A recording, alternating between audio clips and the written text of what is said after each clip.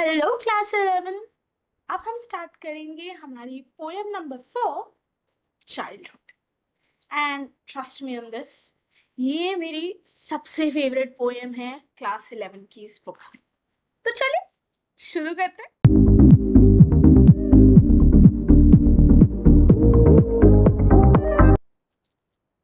अब किसी भी पोएम को शुरू करने से पहले उसका सेंट्रल आइडिया समझना जरूरी है, राइट? तो देखते हैं क्या कह रही है हमसे ये poem. This poem explores the transitional phase in everyone's life. ये एक ऐसा फेज है जो हम सबकी जिंदगी में आने वाला है या आ चुका है, when they lose their innocence and begin to make decisions based on logic and reason. जब हम सब अपनी वो इनोसेंस, चाइल्ड लाइक इनोसेंस खो बैठते हैं एंड इस दिमाग का सही इस्तेमाल करने लग जाते हैं, लॉजिक ढूंढने लगते हैं बातों में, रीजंस देने लगते हैं चीजों को करने या ना करने की। सो ये जो जर्नी होती है ना इनटू मैच्योरिटी, ये अपने साथ एक सेंस ऑफ डिसबिलीफ लेके आती है towards certain attitudes in people, like hypocrisy and manipulation and decision making. तो जब आप बच्चे होते हो, अक्सर आप नोटिस नहीं करते अडल्ट बिहेवियर्स, और अगर करते भी हो तो इतने सही ढंग से उनको समझ नहीं। पर जैसे जैसे आप बड़े होते हैं वैसे वैसे आप अलग अलग तरह के लोगों से मिलते हैं। हर किसी का नेचर अलग, हर किसी का बिहेवियर अलग, और उस सब के दौरान आप जानते हैं कि कैसे बचपन की इस इनोसेंस ने हमें कभी जानने ही नहीं दिया हिपोक्रेसी और मैनिपुलेशन जैसे terms. For the beginners, hypocrisy means दोगलापन। ओ आप कितने प्यारे हो, ओ आप कितने अच्छे हो, ये बोलने वाले अक्सर हमारा बुरा सोच रहे होते हैं पीठ पीछे। That is hypocrisy. And manipulation, बातों ही बातों में आपके डिसीजंस बदल देंगे। जैसे छोटे बच्चों के डिसीजंस पेरेंट्स अक्सर बदल पाते, कभी प्रेशर के जरिए, कभी मीठी मीठी बातों के जरिए। अब बचपन में तो सब ठीक था, बट जैसे जैसे बड़े होने लगे, रियलाइज करने लगे ये चीजें, ये मेच्योरिटी आपके अंदर आने लगी। आह, अच्छा लग रहा होगा ना कि अब आप सबका सच्चा चेहरा समझ पा रहे हो, जान पा रहे हो। बट एक चीज जो शायद आप मिस करते होगे इस सब के बीच, वो चाइल्ड लाइक इनोसेंस, वो बचपन की इनोसेंस जहां सब अच्छा लगता था, सब अच्छे भी लगते थे। सो इस पोएम में वही शिफ्ट हमारे पोएट मार्कस नीटन ने दिखाया है। The shift from childhood to adulthood है पूरी तरह एक नेचुरल प्रोसेस, बट हम अक्सर जैसे जैसे बड़े होते जाते हैं उस चाइल्डहुड की यादों में कहीं ना कहीं खो जाते। अब खुद तो वापस बच्चे बन नहीं सकते, तो अब क्या करें? How do you relive that childhood? The only way to relive that childhood innocence is through the next generation. आह, बच्चों के बचपने को देख देख कर ही अब हम खुश हो गए। तो ये है इस पोएम का सेंट्रल आइडिया। तो चलिए लाइन बाय लाइन समझते हैं पोएट हमसे क्या कह रहा है। When did my childhood go? अब इस प्रोसेस में क्या आप एक्चुअली रियलाइज करते हैं आप कब बड़े हो गए? When was the time जब आप कह सके कि हे मैं बच्चा नहीं हूं, अब बड़ा हो गया? सबके लिए वो एज, वो नंबर अलग है। सो पोएट भी यही जानना चाहता है, when did my childhood go? When did I lose the innocence in me? वो चाइल्ड लाइक इनोसेंस मैंने कब खो दी? Was it the day I ceased to be 11? क्या ये वो दिन था जब अपने 11th बर्थडे पे मैं हैप्पी और एक्साइटेड होने की जगह थोड़ा झिझक सा रहा था? कि यार 11 साल का हो गया मैं, इतना बड़ा। और was it the time I realized that hell and heaven could not be found in geography and therefore could not be? Was that the day? तो क्या ये वो दिन था जब मैंने रियलाइज करा ये हेल हेवन जैसे एब्स्ट्रैक्ट कॉन्सेप्ट जो हम बचपन से सुनते आ रहे हैं, आज भी सुनते हैं, द स्वर्ग नर्क कॉन्सेप्ट, ये ज्योग्राफी की किताबों में तो कहीं मिलता ही नहीं। This is not real. ये हमारे दिमाग में बिठाया गया एक कॉन्सेप्ट है और ये कॉन्सेप्ट को किताबों में कहीं जगह मिली ही नहीं। तो क्या ये वो दिन था जब मैंने रियलाइज करा कि मैं बड़ा हो गया हूं, मेरा बचपन जा चुका है? सो ये पहला स्टैंजा किस थीम पे बेस्ड है? The first stanza is based on the realisation of losing that childlike innocence, अपनी वो childlike innocence खो देना। Step 1 is that जब आप ये realize करने लग जाते हो कि अब मैं बच्चा नहीं हूं, मुझे बहला फुसला नहीं सकते आप ऐसी कुछ भी कह के। That is step 1 of entering into adulthood. देखते हैं अगला स्टैंजा क्या बताता है हमें। When did my childhood go? मेरा बचपन कब चला गया? Was it the time I realized that adults were not all they seem to be?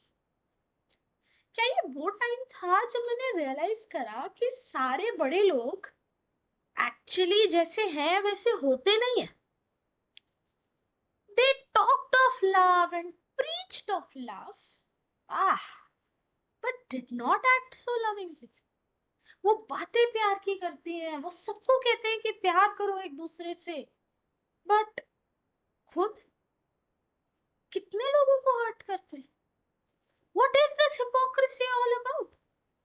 इसका एक बहुत अच्छा एग्जांपल दूं आप ही के बचपन से। इमेजिन करो आप एक टेस्ट दे के, ठीक है ना, आपका वो टेस्ट बहुत खराब हुआ, आप डर रहे हो, मम्मी को कैसे बताओगे, कैसे दिखाओगे वो टेस्ट। आपकी मम्मा प्यार से आपके पास आती है और कहती है सच सच बता कितने मार्क्स आए, पक्का कुछ नहीं कहूं। और आप भोले बच्चे बचपन की इस इनोसेंस में बता देते हो कि मम्मा मेरे टेस्ट में अच्छे मार्क्स नहीं आए। एंड तब मम्मा का वो असली चेहरा आपके सामने आता है। अब बचपन तक तो सब सही था, वो मार पड़ना भी जरूरी थी, तभी तो सुधरेंगे हम। बट जैसे जैसे बड़े होते गए बात सिर्फ टेस्ट की नहीं रह गई, बात हमारे रिलेशनशिप्स की आ गई, बात हमारे डिसीजंस की आ गई। एंड अब हम रियलाइज करने लगे कि हर कोई जो वो बातें हमसे कह रहा है, जो दिखा रहा है कि वो हमारी केयर करता है, जरूरी नहीं वो एक्चुअल में हमारे लिए अच्छा सोच रहा हो। तो क्या ये वो दिन था जब मैं बड़ा हो गया, जब मैंने रियलाइज करना शुरू कर दिया कि इंसान कितने दोगले होते हैं? So step 2 of entering into adulthood, identification of hypocrisy in adults. लोगों का वो दोगलापन आप ना सिर्फ देखने बल्कि समझने भी लग जाते। आह, टफ राइट? चलिए स्टेप 3 की तरफ बढ़े। Step 3, when did my childhood गो? मेरा बचपन कब चला गया? Was it when I found my mind was really mine? क्या ये वो दिन था जिस दिन से मैंने रियलाइज कर लिया कि मेरे इस दिमाग का इस्तेमाल सिर्फ और सिर्फ मैं करूंगा? To use whichever way I choose, अपनी लाइफ के डिसीजंस मैं अपने दम पे लूंगा। Producing thoughts that were not those of other people. अब मैं किसी के बहकावे में, इन्फ्लुएंस में आके कोई डिसीजंस नहीं लूंगा, but my own and mine alone. मैं जो चीज करूंगा, जो डिसीजन लूंगा, जो मेरे मन के थॉट्स हैं, उस पे पूरी तरह मेरा कंट्रोल है।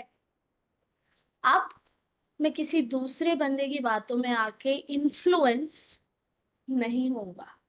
अब कोई भी इंसान आके मुझे मैनिपुलेट नहीं कर सकता। वो मुझे आके नहीं बता सकता कि मेरे लिए क्या सही है और क्या गलत, मुझे क्या करना चाहिए क्या नहीं। I am capable enough to take my own decisions. तो क्या ये वो दिन था जब मैंने रियलाइज करा कि मैं बड़ा हो गई एंड मेरा चाइल्डहुड मुझे अलविदा कह चुका। सो ये 3 स्टेप प्रोसेस। पहले आप अपनी इनोसेंस खोना शुरू करते हो, फिर आप लोगों का बिहेवियर समझना शुरू करते हो कि कैसे जो दिखता है जरूरी नहीं वही सच होता है। एंड स्टेप 3, कैसे आप खुद के लिए स्टैंड लेना शुरू करते हो, खुद के लिए खुद से डिसीजन लेना शुरू। सो ये 3 स्टेप प्रोसेस अल्टीमेटली आपको वो चाइल्डहुड से अडल्टहुड के फेज में एंटर करा देते। बट क्या ये ट्रांजिशन एक हैप्पी गो लकी ट्रांजिशन है? क्या आप इस पूरे प्रोसेस के दौरान बहुत खुश थे? क्या ये पूरी जर्नी बहुत अच्छी थी? May be, may be not. हम सबके एक्सपीरियंसेस अलग होते हैं, और इसीलिए आज भी किसी बड़े से पूछ लो उसकी एक विश क्या होगी अगर उसे मौका मिले और बड़ा बनने की या वापस छोटा हो जाने की। ज्यादातर लोग वापस छोटा हो जाना ही चाहेंगे क्योंकि बचपन का वो इनोसेंस ही सबसे अच्छा था, स्ट्रेस फ्री लाइफ ही सबसे अच्छी थी। बट खैर, इस नेचुरल प्रोसेस को तो हम बीट नहीं कर सकते, तो अब क्या करें? कहाँ ढूंढे अपने इस चाइल्डहुड को? और इसी सवाल का जवाब मार्कस नेटन हमें हमारे लास्ट स्टैंजा में दे रहा है। Where did my childhood go? कहाँ चला गया मेरा बचपन? मैं तो उसको वापस नहीं पा सकता, बट क्या मुझे वो मौका मिल सकता है उसे दोबारा जी लेने का? It went to some forgotten place that is hidden in an infant's face, and that's all I। तो मार्कस न्यूटन हमसे क्या कह रहा है? मेरा बचपन तो किसी भूली भटकी जगह जा चुका है, लेकिन अब अगर मुझे उसे वापस जीना है, मुझे क्या करना? मुझे मेरे अगले जनरेशन के बचपन में उसे खोजना है। आपके साथ होता है कि आप मेट्रो में हो या बस में हो या इवन स्कूल में, जब आप अपने जूनियर्स को देखते हो एंड आप अपने ग्रुप से बात करते हो कि यार बचपन में हमने भी तो कितना खेला है ये गेम, या याद है कैसे हम भी ऐसे ग्रुप में बैठ के बातें करा करते थे? तो बड़े होते होते हमारे पास अपने बचपन को दोबारा जीने का एक यही मौका तो बचता, अपने आगे वाली जनरेशन के बचपन में ही उन यादों को ढूंढ लेना। And that's all the poet. सो इसी के साथ खत्म हुआ line by line explanation of this very beautiful poem childhood by Markus Natl. But क्या हमारा लेसन खत्म हुआ इसके साथ? हम्म, एक चीज बाकी, वो है इस पोएम में पाए जाने वाले बहुत खूबसूरत फिगर ऑफ स्पीच या पोएटिक डिवाइसेस। जो आप पहला फिगर ऑफ स्पीच जो इस पोएम में पाया गया, दैट इज एलिट्रेशन। और वो कहाँ था?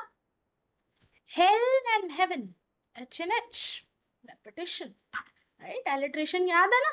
Repetition of consonant sound. Very good. Then there was this next figure of speech, irony, something that's too good to be true. Someone's talking of love and preaching of love, ah, but did not act so lovingly. कोई प्यार की बातें कर रहा है, कोई प्यार बांटने को कह रहा है, बट जब खुद के एक्शंस की बात आ रही है कोई प्यार नजर नहीं आ रहा है। that's the irony. How do we believe? Irony का एक और एग्जांपल देता हूँ। पुलिस स्टेशन में चोरी हो जाना, या एक दिल के डॉक्टर को हार्ट अटैक आ जाना। ये आयरनी तो है, मतलब यू विल नेवर बिलीव कि ये चीज हो सकती है, बट हो रही। The next figure of speech you see here is metaphor. Metaphor क्या होता है? एक hidden comparison. It went to some forgotten place. मेरा बचपन किसी भूली भटकी जगह जा चुका। It's hidden. इसको। And last figure of speech है imagery.